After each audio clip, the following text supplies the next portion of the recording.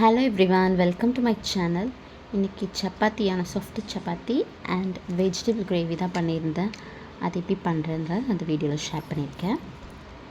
Vegetable gravy பண்ணுறதுக்கு ஒரு பெரிய வெங்காயம் எடுத்துக்கோங்க, ஒரு தக்காளி, கேரட் ஒன்று, 4 பீன்ஸ், காலிஃப்ளவர், அப்புறம் பொட்டேட்டோ, இதெல்லாம் தான் அந்த காய்கறி எடுத்திருக்கேன். இப்போ அரைக்கிறதுக்கு தேங்காய், பெருஞ்சீரகம், சீரகம், மிளகு இதெல்லாம் 1 ஸ்பூன் எடுத்துக்கோங்க. இஞ்சி பூண்டு, அப்புறம் ஒரு 4 கேஷ்யூ நட், இதெல்லாம் நல்லா ஃபைன் பேஸ்ட்டாக அரைச்சி வச்சுக்கோங்க.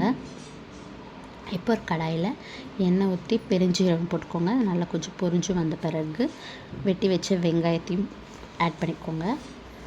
இந்த டிஷ்ஷில் நல்ல வெங்காயம் நல்லாவே வதங்கணும். வதங்கினா அது ரொம்ப டேஸ்ட்டாக இருக்கும்.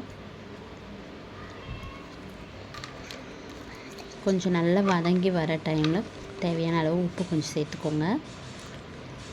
இந்த கிரேவி சப்பாத்திக்கு மட்டும் இல்லை, சாப்பாடு கூட செஞ்சு சாப்பிட்லாம், தொட்டு சாப்பிட்லாம். ரொம்பவே டேஸ்ட்டாக இருக்கும். ட்ரை பண்ணி பாருங்கள். இப்போ நல்லா வெங்காயம் வதங்கி வந்ததுக்கப்புறம் தக்காளி ஆட் பண்ணிக்கோங்க. தக்காளியும் நல்லா குழைவாக நல்லா வெந்து வந்ததுக்கப்புறம் மஞ்சள் பொடி 1/2 ஸ்பூன் போல் போட்டுக்கோங்க. இப்போ நல்லா தக்காளியெல்லாம் நல்லா வதங்கி மஞ்சள் பொடி போட்டதுக்கப்புறம் எல்லா காய்கறியும் கொஞ்சம் கொஞ்சமாக அதில் போட்டு ஆட் பண்ணிக்கோங்க. காலிஃப்ளவர் நம்ம கொஞ்சம் தண்ணியிலே கொஞ்சம் போட்டு மஞ்சள் பொடி போட்டு கொஞ்சம் வேக வச்சு எடுத்துக்கணும், சொல்ல மறந்துட்டேன், சாரி.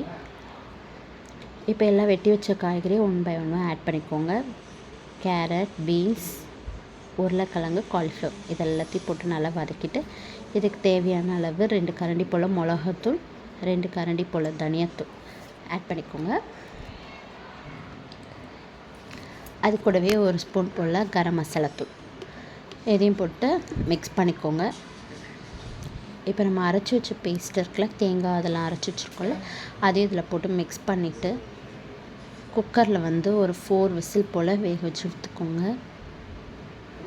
இப்போ வேக வச்சு எடுத்திங்கன்னா டேஸ்டியான வெஜிடபிள் கிரேவி ரெடி ஆகிடும்.